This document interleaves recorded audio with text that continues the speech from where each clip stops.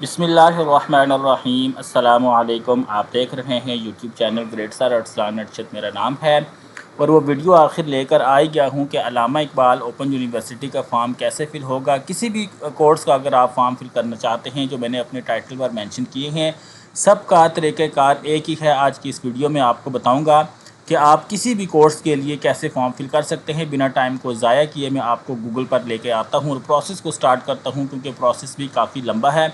Google पर आप लिखेंगे AIOU तो यहाँ पर आप लोगों के सामने अल्लामा इकबाल ओपन यूनिवर्सिटी की जो ऑफिशियल वेबसाइट है उसका लिंक आएगा। एंटर करेंगे, यहाँ पर आप देख सकते हैं ऑफिशियल वेबसाइट आ चुकी है। अब हम इसको ओपन करते हैं।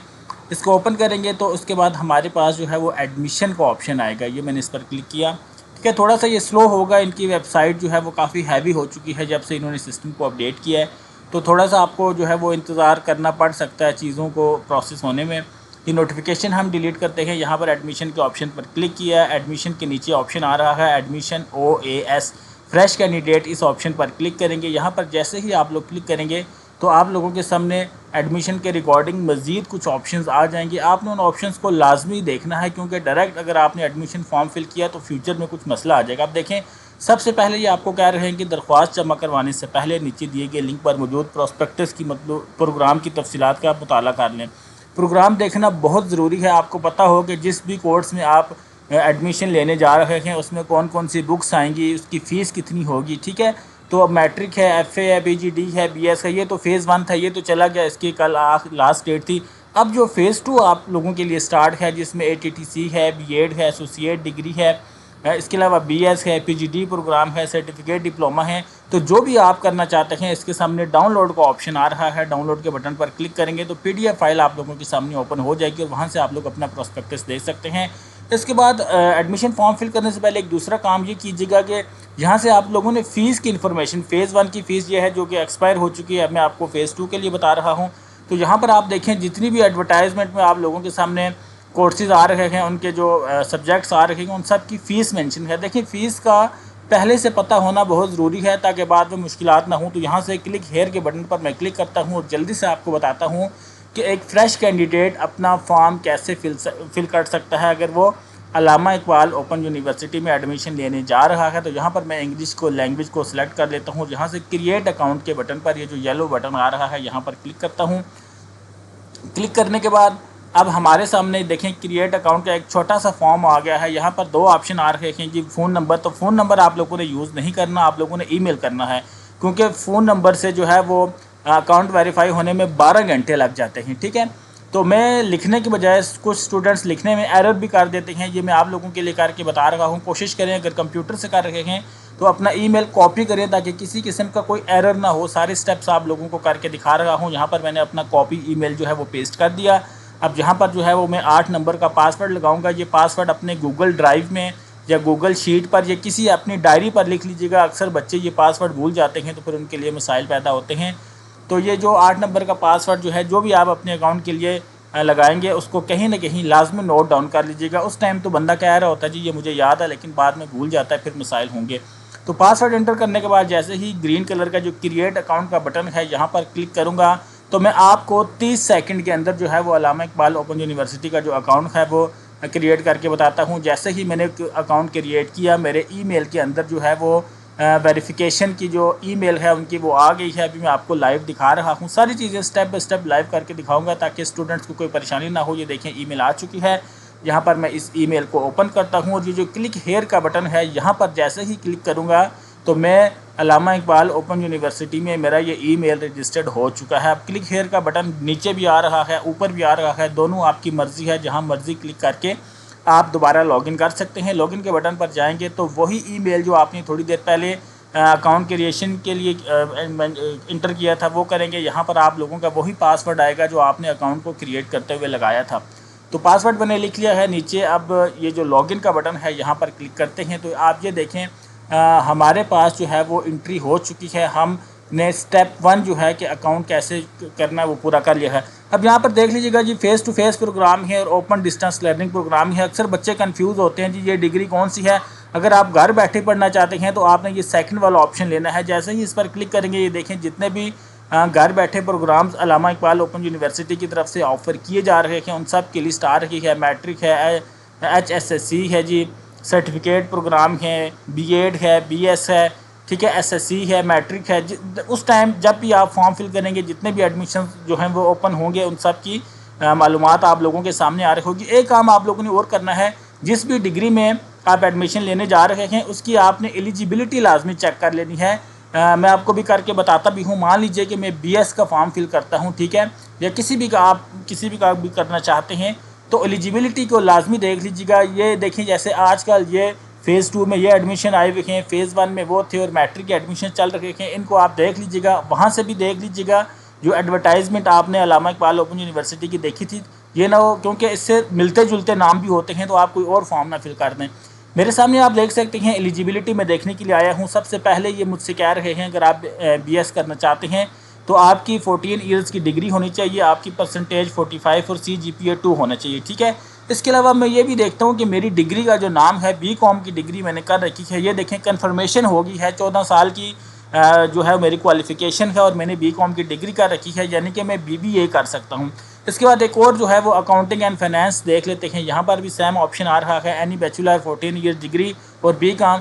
और यहाँ पर ठीक है जी, ये 2 स्टेप्स, 1-2 आपको इसलिए करके बता रहा हूँ ताकि आपको चीज़ों की समझ आ जाए।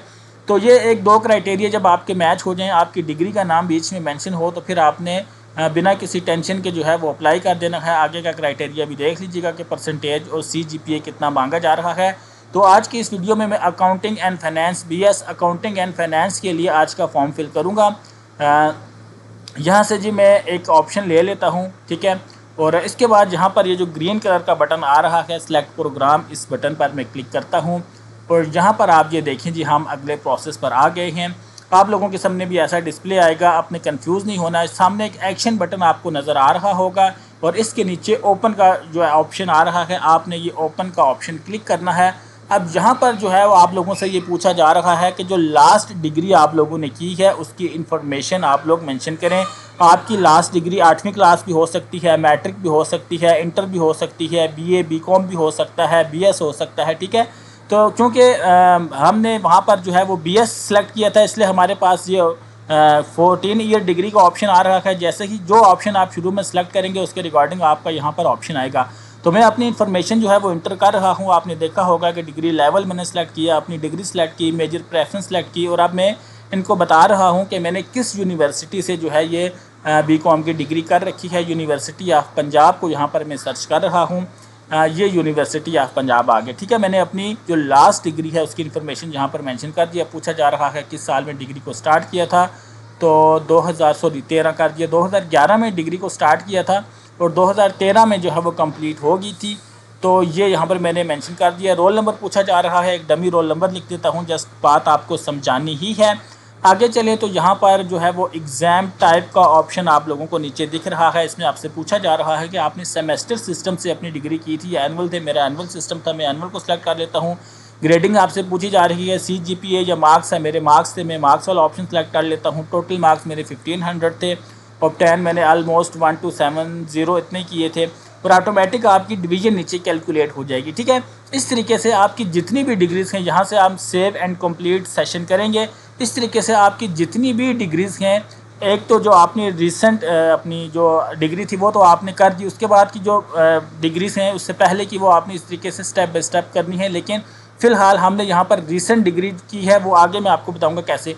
अब यहाँ पर आप देखें 10% की इन्फॉर्मेशन हमने इंटर कर दी है। अब हमसे ये पूछा जा रहा है कि प्रोग्राम ऑफ स्टडीज़ सेलेक्ट करें कि आप अल्लामा इकबाल यूनिवर्सिटी में किस प्रोग्राम में हिस्सा लेना चाहते हैं। पाकिस्तान से अप्लाई कर रहे हैं तो लोकल आएगा, और यहाँ पर आप जैसे ही क्लिक करेंगे तो जितने भी प्रोग्राम्स ऑफ़र किए जा रहे हैं उनकी लिस्ट आप लोगों के सामने आ जाएगी। मैंने BS अकाउंटिंग एंड फाइनेंस का माइंड बनाया था कि यहाँ से मैं उसका फॉर्म फिल करूँगा, तो वो यहाँ पर मैं सर्च कर रहा हूँ कि BS अकाउंटिंग एंड फाइनेंस का ऑप्शन कहाँ पर आ रहा है। ये हमारे सामने आ गया जी, ठीक है। ये मैं इसको सेलेक्ट कर लेता हूँ। यहाँ पर मैं ऐड प्रोग्राम टू लिस्ट, जब तक लिस्ट में ऐड नहीं करेंगे ये आपके प्रोफाइल पे अपडेट नहीं होगा। ये देखिए, मैंने प्रोग्राम को ऐड कर दिया कि मैं इसमें एडमिशन लेना चाहता हूँ। यहाँ से डिलीट भी कर सकते हैं, अगर चेंज करना चाहें तो डिलीट करके चेंज कर सकते हैं। सेव एंड कंप्लीट के बटन पर मैंने क्लिक किया तो 20% की इन्फॉर्मेशन मैंने ऐड कर दी है। अब मैं इनको अपनी पर्सनल इन्फॉर्मेशन जो है वो पुट करूँगा।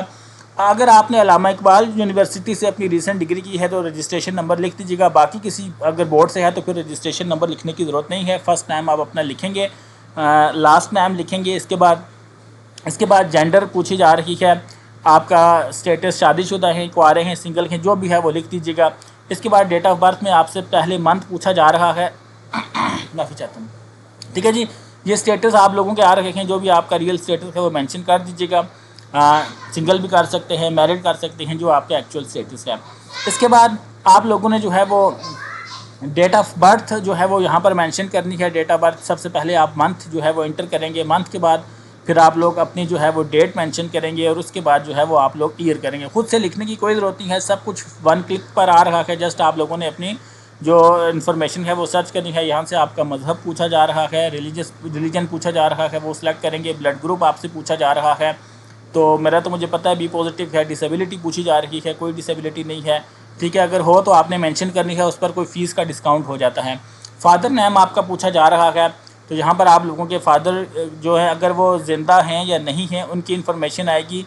कुछ लोग फादर नेम की जगह गार्डियन की इन्फॉर्मेशन लिख देते हैं, तो गार्डियन वाला ऑप्शन नीचे है। तो पूछा जा रहा है ज़िंदा हैं या उनकी फ़ौत होगी। अगर ज़िंदा हैं तो अलाइव के ऑप्शन पर करेंगे, अगर वो वफ़ात पा चुके हैं तो नीचे वाला जो ऑप्शन है।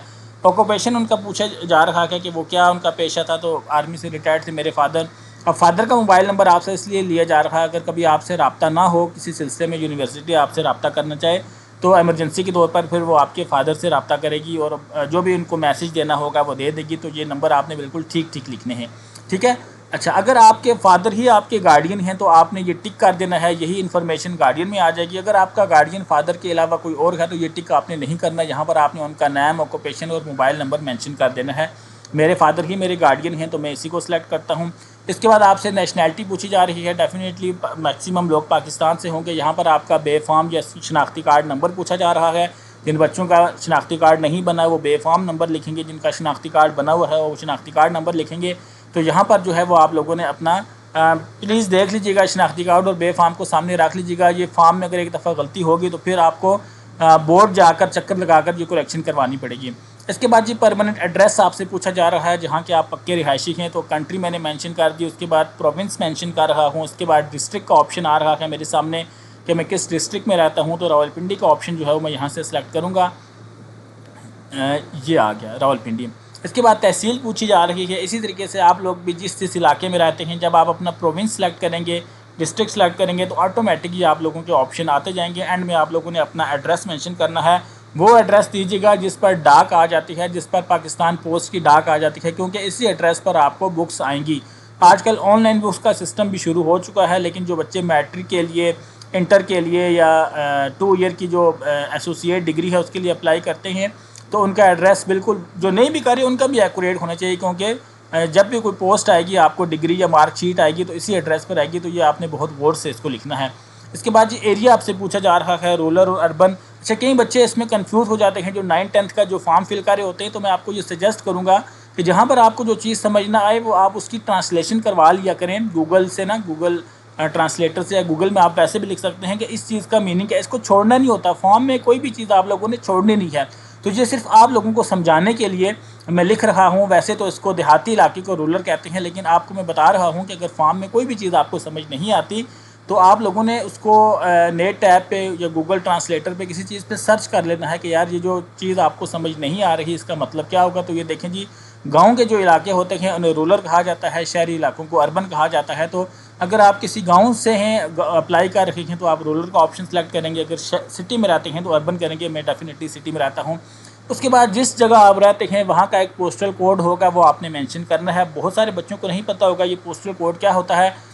तो अपने इलाके का नाम जैसे ही आप गूगल पर लिखेंगे, साथ पोस्टल कोड लिखेंगे तो आपके सामने आ जाएगा। मैं एक एग्जांपल आपको देता हूँ। वाह कैंट का अगर हमने पोस्टल कोड लेना है तो गूगल पर मैं लिखता हूँ वाह, इसको मैं थोड़ा सा जूम इसका कम कर लूँ, वाह कैंट पोस्टल कोड। ये देखिए, जैसे ही क्लिक किया तो इन्होंने ये कोड मुझे दे दिया 4701047000। तो इस तरीके से आप लोगों ने अपने इलाके का पोस्टल कोड लाजमी मेंशन करना है, क्योंकि कुछ इलाकों के नाम एक जैसे होते हैं। पता चले आपके जो डाक है, आपके बुक्स हैं, वो किसी और पते पे चले जाएं। इसके बाद आपसे पूछा जा रहा है कि आपका परमानेंट एड्रेस ही आपका मेलिंग एड्रेस है, यानी कि इसी पर पाकिस्तान पोस्ट की डाक आ जाती है। अगर आ जाती है तो आप इसको सेलेक्ट करेंगे, अगर नहीं आती तो फिर आप यहाँ पर वो पूरा, जैसे मैंने ऊपर एड्रेस आपको मेंशन करके बताया, वैसे ही आप मेंशन करेंगे कि आप पोस्ट हासिल करने के लिए पाकिस्तान डाक जो है वो लेने के लिए आप किस पते पर जो है वो, ये देखें सारा प्रोसेस वही है जैसा मैंने आपको ऊपर करके दिखाया। तो अगर आपका परमानेंट एड्रेस और है, डाक का और है, तो फिर आप वो यहाँ पर मेंशन करेंगे। मेरा तो वही है तो इसलिए मैंने उसको सेम एज़ परमानेंट एड्रेस कर दिया। अब यहाँ पर आपसे प्रोविंस, आपका सूबा पूछा जा रहा है, फिर से आप मेंशन करेंगे। यहाँ पर आपसे आपका डिस्ट्रिक्ट पूछा जा रहा है तो आप अपना डिस्ट्रिक्ट फिर से मेंशन करेंगे। इसके बाद यहाँ पर नीचे आप आएँ तो आपसे ईमेल पूछा जा रहा है। ये ईमेल आपने बिल्कुल ठीक देना है, क्योंकि इसी ईमेल पर आपको मैसेजेस आया करेंगे अल्लामा इकबाल ओपन यूनिवर्सिटी के। तो यहाँ पर ये देखिएगा और इसी से आपका लॉगिन भी होगा, ठीक है। तो ये आपका मोबाइल नंबर आ गया। मोबाइल नंबर के बाद आप लोगों ने अब अपना, पहले आपने अपने फादर का मोबाइल नंबर दिया था, अब आपने अपना मोबाइल नंबर देना है। तो यहाँ पर मैं एक डमी सा नंबर लिख रहा हूँ।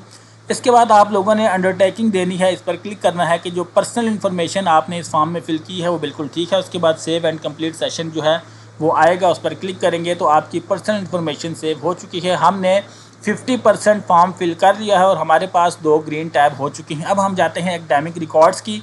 लास्ट डिग्री तो आपने मेंशन कर दी थी, जो यहाँ पर बार में आप लोगों को शो भी हो रही होगी। अच्छा, नया रिकॉर्ड इंटर करने के लिए आप लोगों ने ऐड रिकॉर्ड पर ये देखें बीकॉम की मैंने इन्फॉर्मेशन जो है वो इंटर की थी, वो यहाँ पर आप लोगों को शो हो रही है। अगर इसमें कोई रद्दो-बदल करना चाहते हैं या डिलीट करना चाहते हैं, आगे बटन है। यहाँ पर ऐड रिकॉर्ड पर जाने के बाद अब मैं डिसेंडिंग ऑर्डर में चलूँगा। पहले मैंने ग्रेजुएशन की इन्फॉर्मेशन दी, इसके बाद मैं इंटर की इन्फॉर्मेशन यानी कि HSSC 12वीं की, और फिर मैं मैट्रिक की यानी कि 10th क्लास की इन्फॉर्मेशन दूंगा। तो अब ग्रेजुएशन के बाद जो है वो मैं डिसेंडिंग ऑर्डर में चलने लगा हूँ और अब मैं इनको अपने HSSC का जो रिकॉर्ड है, एकेडमिक रिकॉर्ड, उसकी इन्फॉर्मेशन दूंगा। आप स्क्रीन पर देख भी रहे हैं कि मैंने अब HSSC की इन्फॉर्मेशन देना शुरू कर दी है कि मैंने जो 12 ईयर की एजुकेशन थी उसमें मैंने ICOM किया था। किस बोर्ड यूनिवर्सिटी से किया था, तो फेडरल बोर्ड से किया था। यहाँ पर मैं फेडरल बोर्ड को सिलेक्ट कर लेता हूँ, ठीक है। ये मैंने सेलेक्ट कर लिया और नीचे आने के बाद जनाब हमसे पूछा जा रहा है कि स्टार्टिंग, वही जो मैंने शुरू में स्टेप किया था कि आपने ये स्टार्ट कब किया था, आपने ये पास कब हुए थे, रोल नंबर आपका क्या था। तो ये सारे आप अपनी डिग्रियाँ वगैरह अपने पास रख के बैठिएगा, ताकि जो इन्फॉर्मेशन आपसे ये ऑनलाइन फॉर्म पूछ रहा है आपने उसको इंटर करते जाना है। फिर एग्ज़ाम टाइप आपसे पूछी जा रही है, एनुअल होता है। अल्लामा इकबाल से करें तो सेमेस्टर होता है, वैसे ज़्यादातर एनुअल होता है।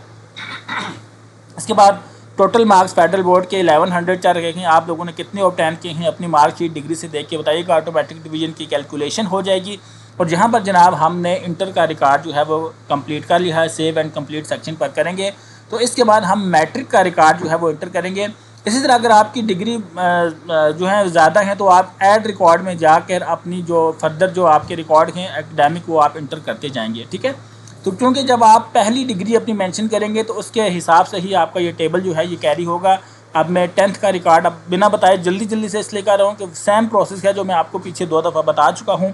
तो साइंस में मेरी मैट्रिक थी, तो यहाँ पर मैं साइंस को सिलेक्ट कर लेता हूँ और बोर्ड यूनिवर्सिटी फेडरल बोर्ड ही था जी। इसके बाद पासिंग जो है वो 2007 में स्टार्ट किया था आई थिंक, और 2009 में मेरी मैट्रिक हो गई थी जी। रोल नंबर भी एक डमी सा रोल नंबर लिख देता हूँ, मकसद आपको समझाना ही है। एग्ज़ाम टाइप हमारा जो था वो एनुअल था। ग्रेडिंग सिस्टम था हमारा, मार्क्स का सिस्टम था। टोटल मार्क्स 1100 ही होते हैं। ऑब्टेन ऑलमोस्ट मैंने अब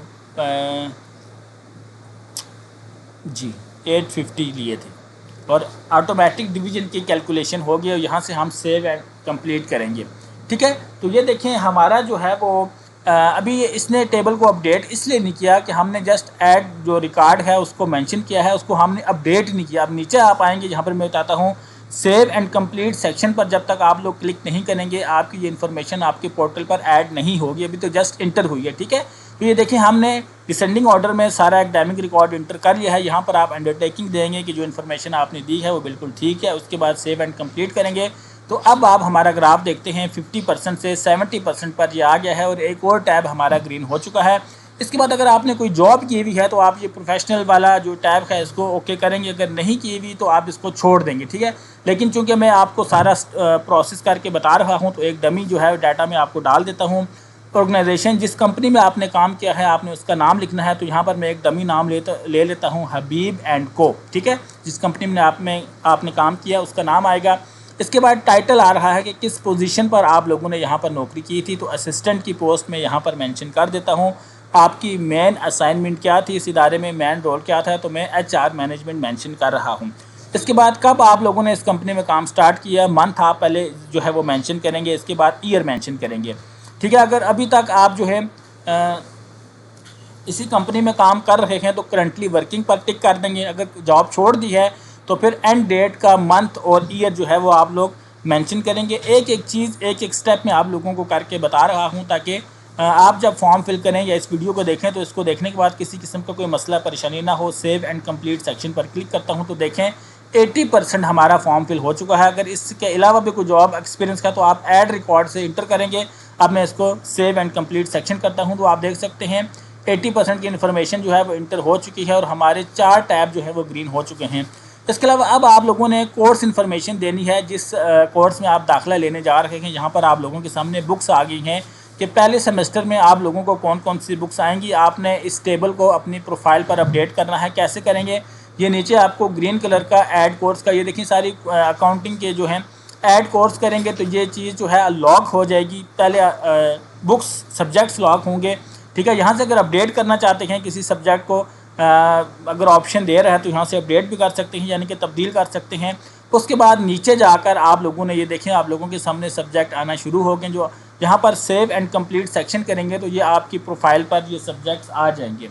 ठीक है, इसके बाद ये देखें 85% की इन्फॉर्मेशन हम लोग यहाँ पर मेंशन कर चुके हैं। अब आपकी फ़ोटोग्राफ एंड डॉक्यूमेंट्स की तस्वीरें जो हैं वो आप लोगों ने अपलोड करनी है।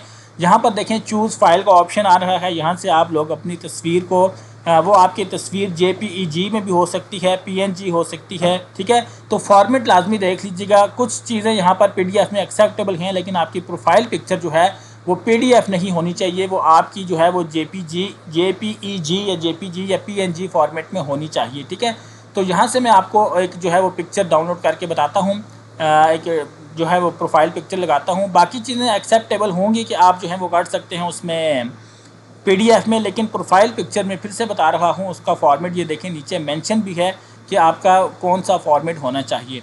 ठीक है, तो यहाँ पर जी मैं प्रोफाइल पिक्चर एक जो है मैंने डाउनलोड की है अभी, और आपको मैं लगा कर दिखाता हूँ। इस तरह की पासपोर्ट साइज़ की पिक्चर आपकी होनी चाहिए।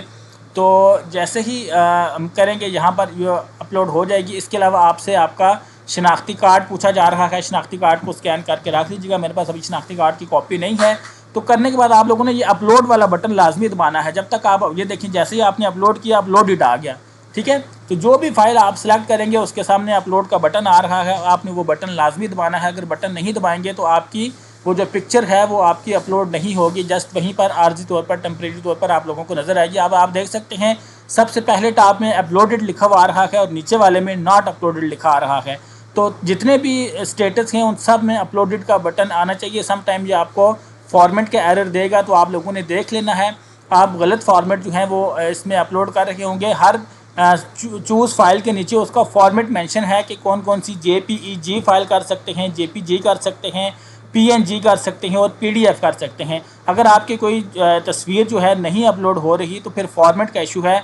आप जो है वो उसको गूगल में जाकर उसका फॉर्मेट चेंज भी कर सकते हैं। ठीक है, तो आप लोग जैसे अभी मैंने एक पिक्चर अपलोड की, वो फॉर्मेट की वजह से अपलोड नहीं हुई। ये एरर थोड़ा सा आपको इसलिए करके दिखा रहा हूँ कि ये मसाइल आप लोगों के साथ आ सकते हैं। तो इस तरीके से अगर कोई ऐसा मसला आता है तो परेशान नहीं होना, आपने अपनी फ़ाइल का फॉर्मेट चेंज कर लेना है। ठीक है, तो अब जो है हम यहाँ पर मैंने जो मेरे पास शनाख्ती कार्ड तो नहीं है, मेरे पास ये जो वीडियो का कवर है ये मैं CNIC की जगह इसको अपलोड कर रहा हूँ। ये देखें, जैसे ही मैं इसको अपलोड करूँगा तो यहाँ पर दूसरा स्टेटस मेरे पास अपलोडेड आ गया है। अब हमसे जो है वो हमारा डोमिसाइल पूछा जा रहा है, लोकल डोमिसाइल। इस पर क्लिक करूँगा, मैं फिर इसी कवर को सिलेक्ट कर लेता हूँ। डेफिनेटली आपने तो ओरिजिनल अपने डॉक्यूमेंट्स की तस्वीरें रखी होंगी। यहाँ पर अपलोड के बटन पर जो है वो मैं करता हूँ क्लिक, तो यहाँ पर आप देख सकते हैं डोमिसाइल वाली फ़ाइल के सामने भी अपलोडेड का ऑप्शन आ रहा है। ये मैं आपको मेंशन करके भी बता रहा हूँ। इसके बाद नीचे आएंगे तो यहाँ पर आप लोगों के फादर CNIC की या उनके पासपोर्ट की पिक्चर जो है वो आप लोगों से मांगी जा रही है। फॉर्मेट नीचे मेंशन है, किसी एक मेंशन में आप लोगों ने करके यहाँ से इसको अपलोड कर देना है। तो मैं तो जस्ट आप लोगों को गाइड कर रहा हूँ, इसलिए मैं एक ही पिक्चर जो है वो अपलोड करता जा रहा हूँ। लेकिन आप लोगों ने अपने ओरिजिनल ठीक डॉक्यूमेंट जो हैं वो स्कैन करके रखने हैं, रेलिवेंट फॉर्मेट में स्कैन करके रखनी है और अपलोड कर देंगे। फिर भी अगर किसी किस्म का कोई मसला आता है, कोई मैट्रिक का बच्चा है जिसको नहीं समझ आ रही, तो आप कमेंट बॉक्स में रब्ता कीजिएगा, फिर मैं उस पर आपको मज़ीद गाइड कर दूँगा कि अगर किसी फ़ाइल का फॉर्मेट चेंज करना है तो वो कैसे होगा। लेकिन ये आप मुझसे पूछेंगे तो मैं आपको बताऊँगा। वैसे मैं आप सबको अक्लमंद समझ रहा हूँ, पूछना भी कोई बुरी बात नहीं है, जो जिस चीज़ का पता नहीं हो पूछना चाहिए। तो अब मैट्रिक की मार्कशीट हमसे पूछी जा रही है, एक डमी मार्कशीट मैंने यहाँ पर अपलोड करके रखी है, इसको यहाँ से अपलोड करता हूँ। इसके बाद जो है मुझसे FA/FSC की मार्कशीट पूछी जा रही है। तो ये देखें, जितने भी फाइलें मैं अपलोड कर रहा हूँ उनके सामने अपलोडेड का ऑप्शन आ रहा है। बोल बोल के गला ही बंद हो गया। तो यहाँ पर जनाब हमने इंटरमीडिएट की जो मार्कशीट है वो भी इंटर कर दी है। अब बच्चों इस वीडियो को लाइक लाजमी कर दीजिएगा, इससे ज़रा अप्रिसिएशन हो जाती है कि आप लोगों के लिए इतना लंबा वीडियो बनाया और आपने देखा और लाइक नहीं किया तो बंदा थोड़ा डिसहार्ट हो जाता है। अब यहाँ पर बैचलर डिग्री की जो इन्फॉर्मेशन है वो भी मैं अपलोड कर रहा हूँ, ठीक है। तो ये देखें, जब तक हम अपना जो सेशन है सेव एंड कंप्लीट नहीं करेंगे, हमारी जो ऊपर जो ग्राफ है वो अपडेट नहीं होगा, ठीक है। तो ये सारा डाटा, सारी पिक्चर्स अपलोड करने के बाद यहाँ से सेव एंड कंप्लीट सेक्शन करेंगे तो आप ये देखें आप 99% जो है जो अचीव कर चुके हैं। अब इसके बाद आप लोगों को अंडरटेकिंग देनी है, एक एक जो लाइन है इसको भी पढ़ के आप टिक कर सकते हैं। तो अगर आप समझते हैं जो भी है ठीक है तो आप एक्सेप्ट ऑल भी कर सकते हैं। एक्सेप्ट ऑल करने के बाद सबमिट एप्लीकेशन पर क्लिक करेंगे तो ये आपसे पूछ रहा है कि आप एक दफ़ा कंफर्म कर लें कि जो इन्फॉर्मेशन आप जो है वो पुट कर रहे हैं वो बिल्कुल ठीक है या नहीं है, ठीक है। तो अब ये देखें यहाँ पर एक एरर आ गया है, कोई इसमें जो इन्फॉर्मेशन मैंने इस पर की थी उसमें कोई इशू आ गया है। मैं यहाँ पर चेक करता हूँ कि क्या इशू है। डाटा तो मैंने सारा बिल्कुल ठीक है। ये इस तरह के प्रॉब्लम तो आप लोगों के साथ हो सकते हैं, घबराना नहीं है, परेशान नहीं होना, ठीक है। तो अब दोबारा से अपलोड करता हूँ और देखता हूँ क्या स्टेटस आता है, ठीक है जी। वो देखें प्रोसेस हो रहा है, ऊपर मैंने सबमिट दोबारा से कर दिया। सम टाइम इंटरनेट का भी एरर हो जाता है तो एक्सेप्टेंस नहीं होती, परेशान नहीं होना, घबराना नहीं है। आप लोगों ने फिर से ट्राई करना है, अगर कोई एरर होगा तो ये मेंशन भी कर देंगे कि एरर क्या है, ठीक है। तो ये मेरे ख्याल से इस दफ़ा टाइम ले रहा है और ये मेरा केस जो है वो सबमिट हो जाएगा। जैसे ही मेरा केस सबमिट होगा आप देखेंगे कि राइट हैंड साइड पे जो है वो मेरा फ़ी वाउचर जो है, ये देखें जी, एप्लीकेशन डॉक्यूमेंट आप देखें यहाँ पर 100% कंप्लीट हो चुकी है और मेरा फ़ी वाउचर आप देख सकते हैं। मैं आपको ज़रा ये दिखाता हूँ, अनपेड, ये देखें यहाँ से आप लोगों ने अपनी PDF जो फ़ी वाउचर है उसको डाउनलोड कर लेना है। अभी मैं डाउनलोड करके भी आपको दिखाता हूँ कि जब आप लोगों का यहाँ तक हो जाए फ़ी वाउचर डाउनलोड करके आप लोगों ने उसका प्रिंट निकाल लेना है। प्रिंट निकालने के बाद आपने यू पैसा, जैज़ कैश, इजी पैसा से या 3-4 बैंक्स का भी ऑप्शन होता है, वहाँ से आप लोग इसकी पेमेंट कर सकते हैं। बैंक कौन कौन से हैं मैं अभी आपको बता देता हूँ। यहाँ पर आप देख सकते हैं कि MCB बैंक में आपकी फ़ीस जमा होगी अगर बैंक में जमा करवाना चाहते हैं। मैं इसको ज़रा जूम करता हूँ। फर्स्ट वुमेन बैंक में आपकी फ़ीस जमा होगी, ठीक है जी। MCB है, फर्स्ट वुमेन बैंक है, UBL है, ABL है और नेशनल बैंक है। ये 3-4 बैंक, 5 बैंक हैं जिसमें आप अपनी फ़ीस जमा करवा सकते हैं। अगर बैंक नहीं जाना चाहते, घर बैठे फ़ीस जमा करवाना चाहते हैं तो यहाँ पर आप इजी पैसा से, जैज़ कैश से और यू पैसा से जो है वो आप अपनी फ़ीस जमा करवा सकते हैं। इसके लिए आप लोगों का जो नंबर होता है ना, ये वाउचर ID, ठीक है। अगर घर बैठे ऑनलाइन करवाएंगे, ये देखें ड्यू डेट 23 अक्टूबर 2024 है। अगर वैलिड जो है वो 21 नवंबर 2024 तक है। ये वो वाउचर ID है जिसके थ्रू आप जैज़ कैश, यू पैसा और इजी पैसा से जमा करवाएंगे और ये 2 सितंबर 2024 को इशू हुआ है, ठीक है। अब अगर आप लेट जमा करवाएंगे तो फिर आपको फ़ाइन होगा। जहाँ पर मैं आपको दिखा भी देता हूँ कि 15,900, ये देखें 15,900 मेरी पहले सेमेस्टर की फ़ीस बनी है, ठीक है। अगर मैं इसको 23 अक्टूबर तक जमा नहीं करवाता, उसके बाद करवाता हूँ तो 1,000 रुपये का मुझे फ़ाइन लगेगा और 16,900 रुपये जो है लेट फ़ीस के साथ ये मेरी फ़ीस जमा होगी। तो इस तरीके से मैं उम्मीद करता हूँ कि जितनी भी इंफॉर्मेशन बनती थी बिल्कुल स्टेप बाय स्टेप मैंने आप लोगों के साथ शेयर की। तो इस तरीके से आप लोगों ने अपना अब इसका प्रिंट निकलवा के आप लोगों ने जमा करवा देना है। तो उम्मीद करता हूँ जी आज का ये वीडियो जो फॉर्म को फिल करने का मैंने आप लोगों के लिए बनाया, आप लोगों को पसंद आया होगा। हौसला अफजाई बड़ी ज़रूरी है। इतना लंबा वीडियो था, ऑलमोस्ट आधे घंटे का हो गया। वीडियो अगर आपको अच्छी लगी हो तो लाइक करके इसका इज़हार कर दें। चैनल पर पहली बार आए हैं तो सब्सक्राइब कर लें। वीडियो आपने देखी, आपकी कीमती वक्त का शुक्रिया। अल्लाह हाफिज़।